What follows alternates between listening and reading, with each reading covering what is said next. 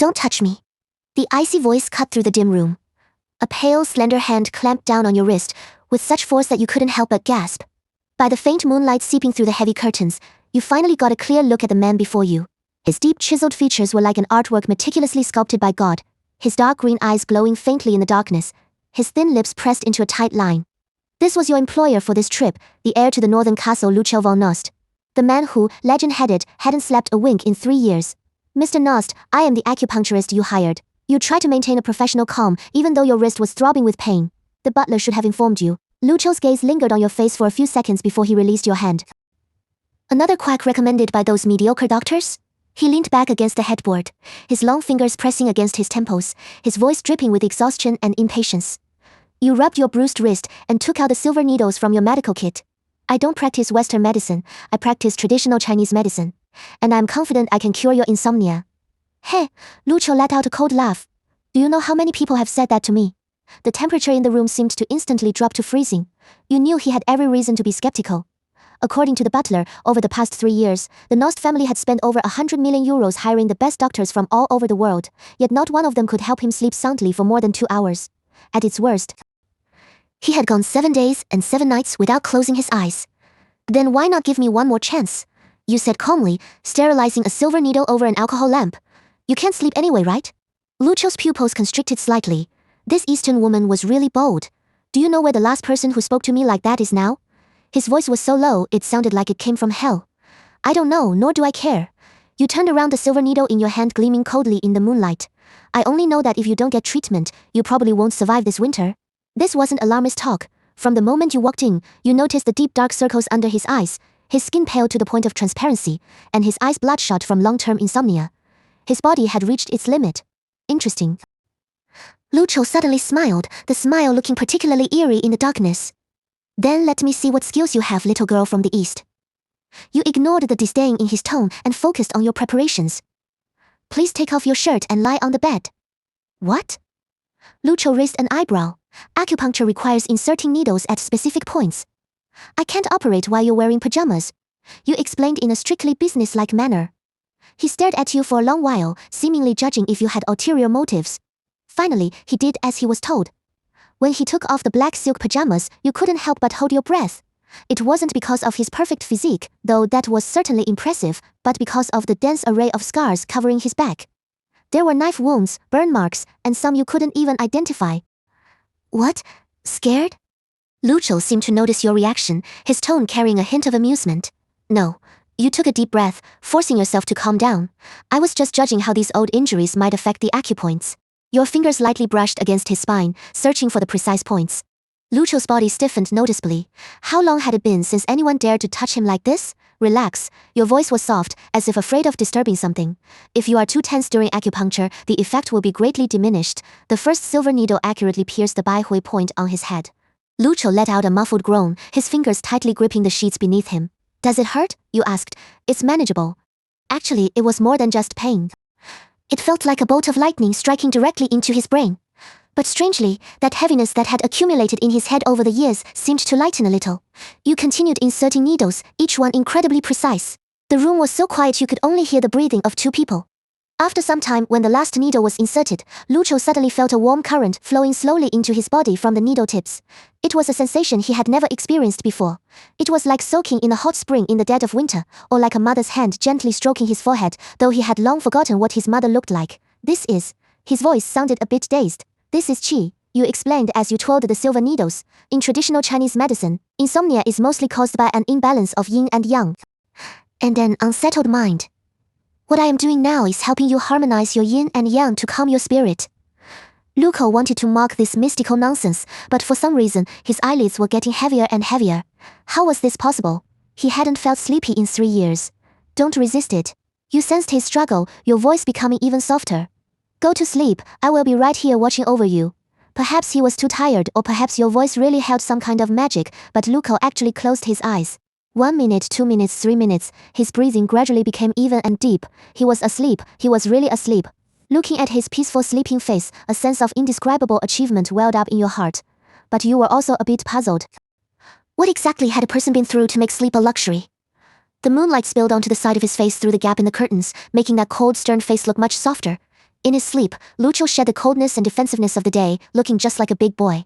You sat quietly by the bed, occasionally twirling a silver needle to adjust the stimulation. Time passed second by second. When the eastern sky began to turn pale, Lucio's eyelashes fluttered slightly. He was waking up. You quickly stood up, preparing to remove the needles. Don't move! Lucio spoke suddenly, his voice still raspy with sleep. But the sun is coming up. I need to take the needles out, you said. I said don't move, he repeated, his tone leaving no room for argument. You had no choice but to sit back down. Lucio slowly turned his head, those dark green eyes appearing exceptionally deep in the morning light. What is your name? You froze for a moment. Since last night until now, this was the first time he had asked your name. My name is Lu Man. You can call me Luma, you told him. Luma. He chewed on your name as if trying to commit every syllable to memory. You are the first. After a long while he suddenly said, What? The first person to make me fall asleep. His gaze locked firmly onto you. Feeling a bit uncomfortable under his stare, you looked away. This is my job. His gaze locked onto you like a dark pool of water, churning with emotions you couldn't decipher with the exhaustion gone. Only a predatory focus remained. You subconsciously took half a step back. This is just my job. Job. A short, dangerous low laugh escaped Lucio's throat. He didn't sit up. He pinned you to the spot with just his gaze. Then, the hand that had grabbed your wrist like an iron clamp in the darkness, those fingertips, now pale to the point of transparency, slowly, and with clear possessiveness, slid down the collar of his own robe. Little girl, his voice dropped even lower, carrying a hypnotic magic. Then tell your employer. The morning light cast a pale golden shadow in the hollow of Lucio's collarbone, and a subtle tremor followed wherever his fingertips touched. Your fingers holding the silver needle suddenly felt hot, the tip reflecting specks of light in the morning sun. This isn't in the contract. You heard your own voice sound like water-soaked silk. Lucio suddenly propped himself up, and the silver needles vibrated slightly with his movement. He was too close. You could count the shadows his eyelashes cast on his cheeks, and smell the bitter aftertaste of the calming tea lingering in his breath. Contract? The vibration of his throat was clear when he chuckled low. Didn't the butler tell you here? His pale finger tapped the center of your collarbone. My word is the contract. You bumped into the alcohol lamp as you retreated, and the shattering of glass alerted the butler waiting outside. As old John pushed the door open, Lucio had already wrapped you inside his robe with his sleepwear, the silver needles humming faintly with his movement. Get out. His voice was like ice. As the butler closed the door, you saw a flash of surprise in his cloudy eyes. For the first time in 3 years, the young master allowed someone to touch his bed. Don't move. Lucio's breast brushed against your earlobe. There are still 3 needles left. His fingertips traced down your spine, stopping at the 3rd vertebra. This is the point that controls fear, isn't it? You're shivering like a frightened chick. You just realized his learning ability was terrifyingly fast. He had secretly memorized all your movements while you were treating him. This was a dangerous game. His insomnia might stem from some deeper obsession, and you were becoming his new obsession. As the silver needles were retrieved one by one into the velvet cloth, he suddenly grabbed your wrist and pressed it against his heart. Can you feel it? The heartbeat under his palm was slow and heavy. It hasn't beaten this calmly in 3 years. You tried to pull your hand away, but he guided it over the hideous scar on his ribs. A 19th birthday present from my dear uncle. Your fingertips were then led to the burn mark below his collarbone, a memento from an assassin on a snowy night in Cambridge. When he stopped your hand on his 4th left rib, you suddenly understood why those doctors had failed. They were treating insomnia, but no one dared to touch these rotting old wounds. Now you know. Lucio's voice was as light as a sigh. Do you still want to continue this job, Luma? The grandfather clock's pendulum suddenly chimed with a heavy sound, startling a flock of rooks outside the window. Their shadows swept across Lucifer's face, giving his gaze upon you a tinge of gloomy expectation. You withdrew the final needle, deliberately applying extra force. He let out a low grunt, yet revealed the first genuine smile he had shown in 3 years. Return before sunset tomorrow, Lucifer said as he methodically tied the sash of his bathrobe. Bring all your needles. As he turned, the hem of his robe brushed against your calves. I like that kind of stinging sensation. The next day, the castle was shrouded in a rare torrential rain. As you hugged your medicine box and crossed the long corridor, the ancestors of the Nost family in the oil paintings seemed to be staring at you, this oriental intruder. Lucifer's bedroom was darker than the previous night. All the candlesticks were draped in black gauze. 17 minutes late, he leaned by the window, the rain winding into rivers on the glass, reflecting upon his pale face. I almost thought you had run away. You noticed the shattered porcelain cup at his feet. Tea stains had bloomed into dark flowers on the Persian carpet. The butler had mentioned that whenever there was a stormy night, Lucifer's insomnia would intensify. I was preparing special mugwort. You took out a small green porcelain jar. It needs hot compressing first before you could finish. Lucifer grabbed your wrists with one hand and raised them above your head, using his other hand to sweep aside the short hair at the back of your neck. What is this? He rubbed the crescent-shaped scar at your hairline, asking a question. 10 years old, you trembled slightly beneath him. I fell while playing on a high platform.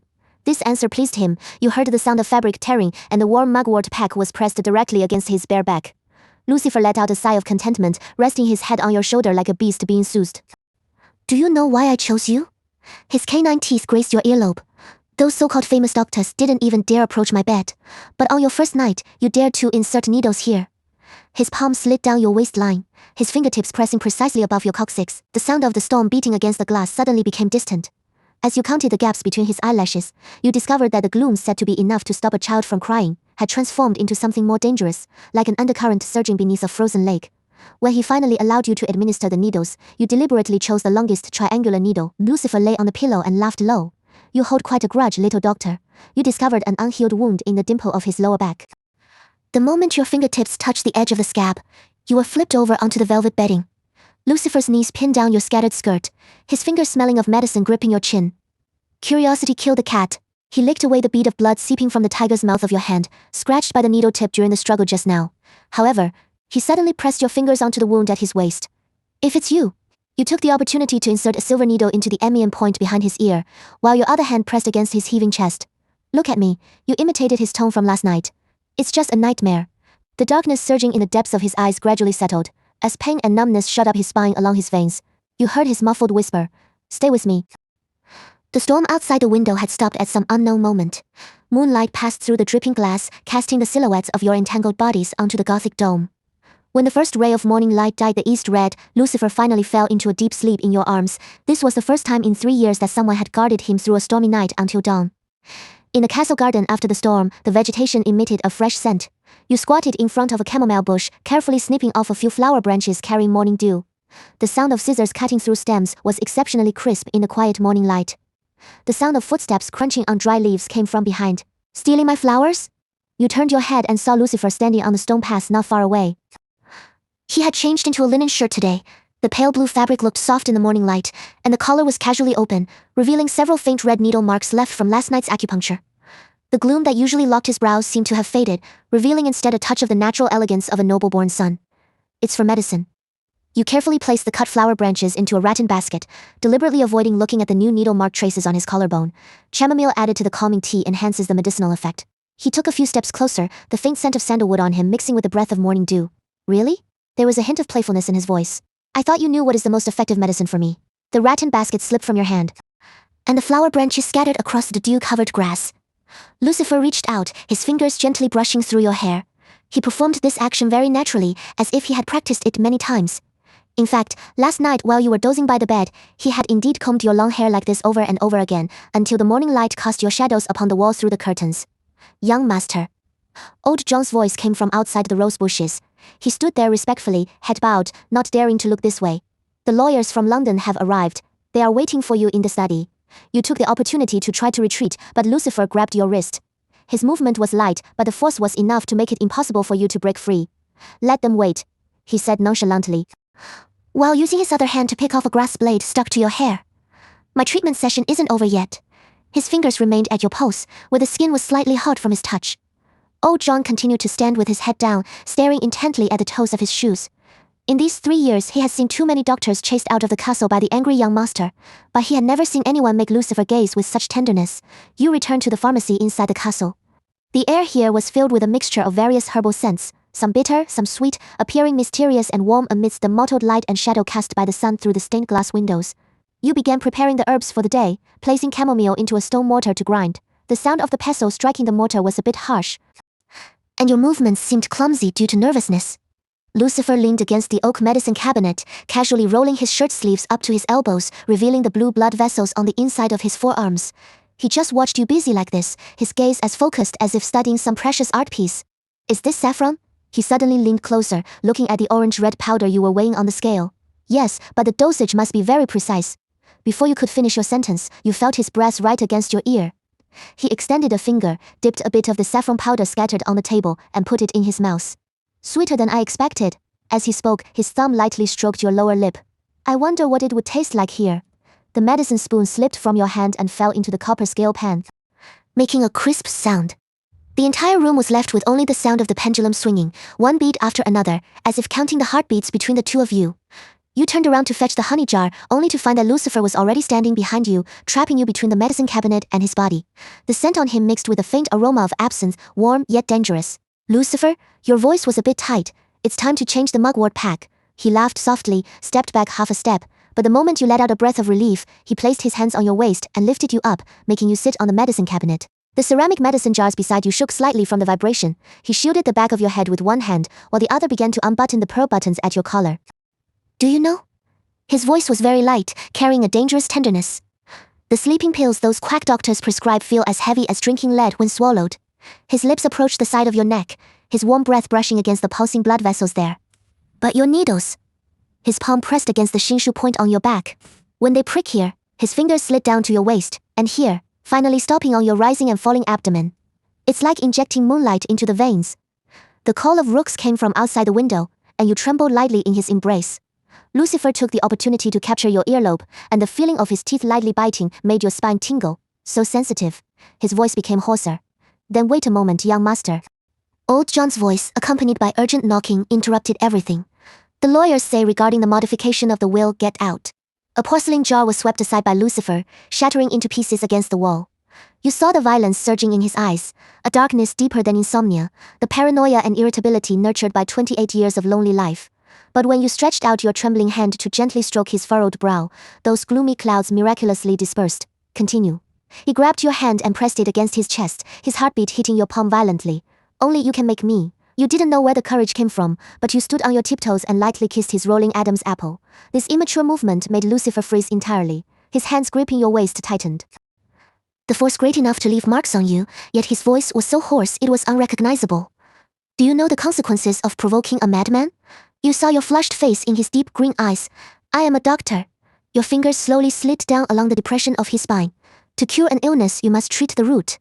This sentence completely collapsed Lucifer's last thread of reason. He carried you through the long corridor lined with portraits of ancestors. Those serious and rigid faces now seemed to be witnessing something.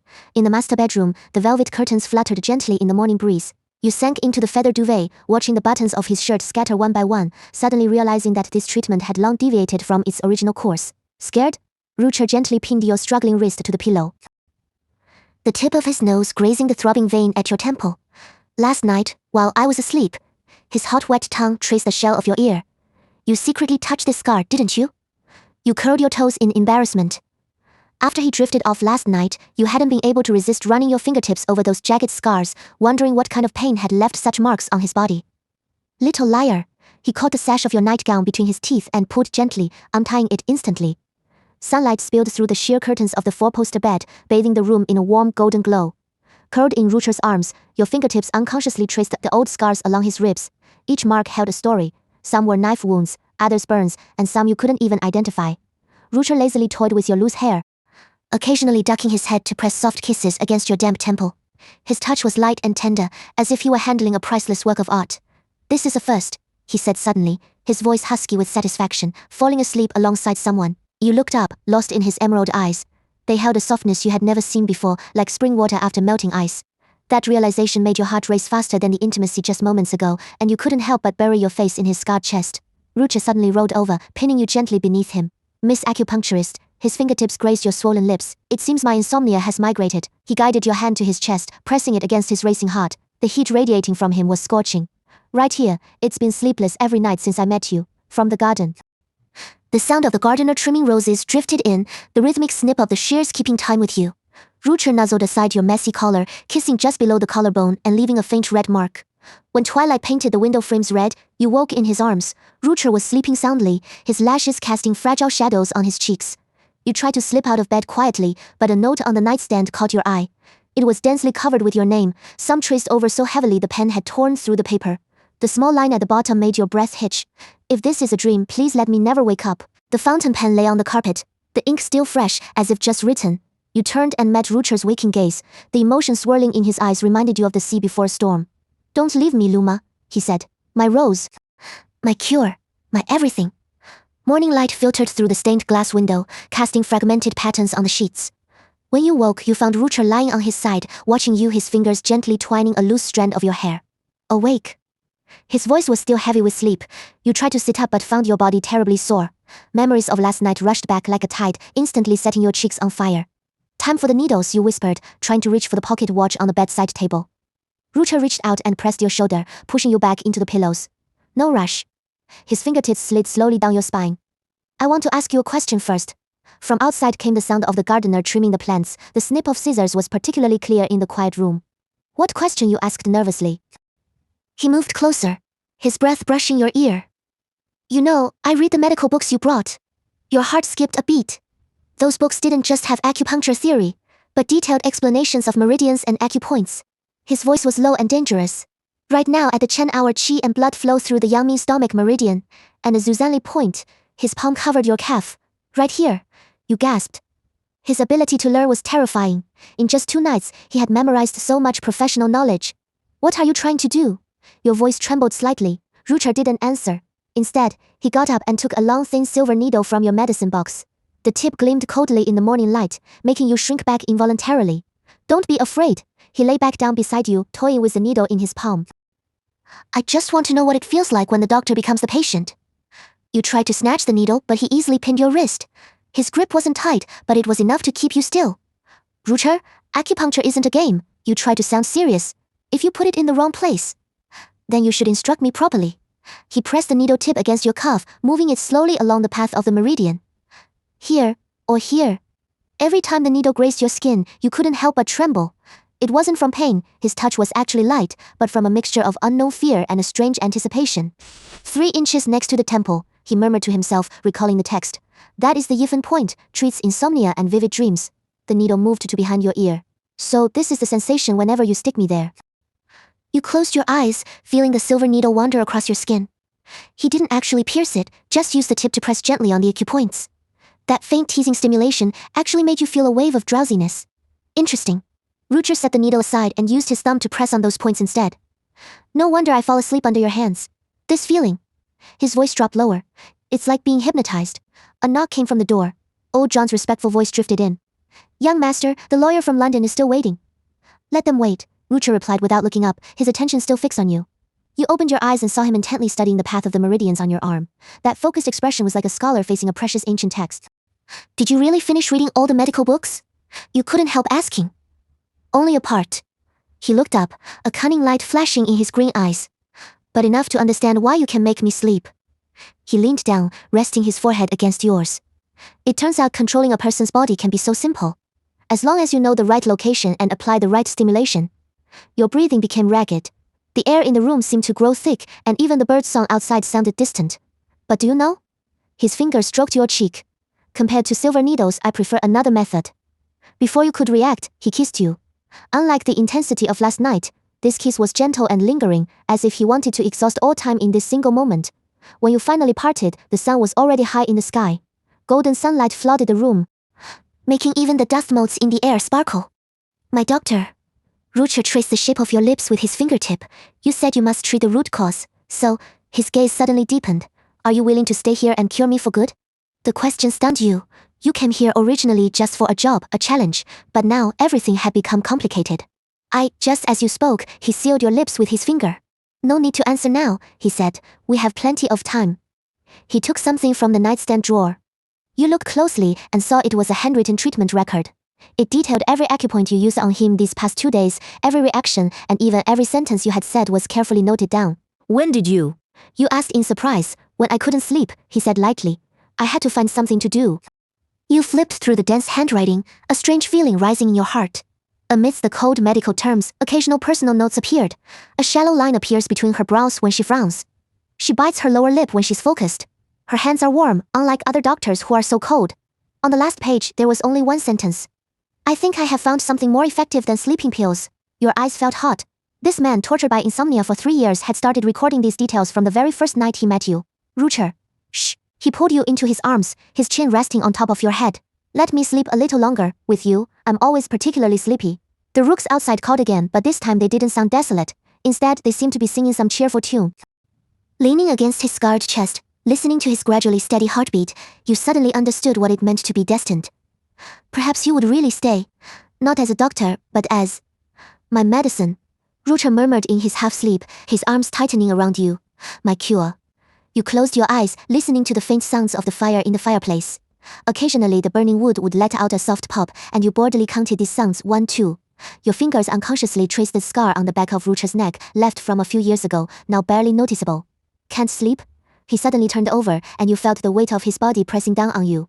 His robe was a little loose, revealing some small red marks near his collarbone, marks you had left this morning. You wanted to fix his clothes for him, but he caught your wrist and pinned it to the pillow. The firelight shone on his face, making his eyes look gentle, not as sharp as usual. The mugwort today. He brought his face close to your neck. It burns hotter than usual. You recall the incident in the pharmacy this afternoon, how he deliberately poured hot water over his hand just to see you panic. Back then, you had rushed over to check on him, your skirt knocking over several medicine bottles in the process. You are truly mad. You gently bite down on his shoulder, a place covered in old scars. He lets out a muffled laugh and holds you tighter, as if cradling something incredibly precious. The snow outside falls harder, yet the room grows increasingly hot. When his teeth graze your neck, you recall the immense strength he used gripping your wrist during your first meeting. Now, those hands are very gently, very slowly unbuttoning your pajama top. Here, his fingers brush against your heart, making you shiver involuntarily. Does this correspond to where the third needle went into my back? You are somewhat surprised that he remembers it so clearly. He always studied those complex acupuncture charts with such intensity, as if they were critical documents. Now, he is verifying those theories with practical action, his lips tracing slowly along the meridians of your body. Footsteps echo from the hallway. It's the butler John before fading into the distance. Over the past 3 years, the old butler has learned to stay away from the master bedroom at specific times. Especially when the young master has slept well for several days in a row, there is always a long follow-up consultation. Lucher. When he sinks his teeth into the soft flesh of your waist, you can't help but cry out, your fingernails digging into the muscles of his back. The spots once pierced by silver needles now glow with a faint pink, resembling petals scattered across the snow. Suddenly, he grips your waist and pulls you up to sit, straddling his legs. This position allows you to look down at him, to clearly see the bobbing of his Adam's apple and the marks you left there last night. My doctor. He places your hand against his chest. You can feel his heart beating rapidly. Which point should you needle now? You pick up the dangling sash of his robe and gently brush it across the area just below his navel. The way his pupils contract reminds you of his reaction when the silver needle pierced the amium point, the look of prey finally falling into a trap. The snowy night renders every sound soft and distant. When his breathing mingles with yours, you hear him vaguely call you his cure. This nickname makes your heart race faster than any sweet words ever could. The firelight casts your shadows onto the mural on the ceiling, where the solemn portraits of ancestors seem to be watching this treatment process that has lasted 3 years. Just before dawn, he suddenly presses your sweat-dampened back against his chest.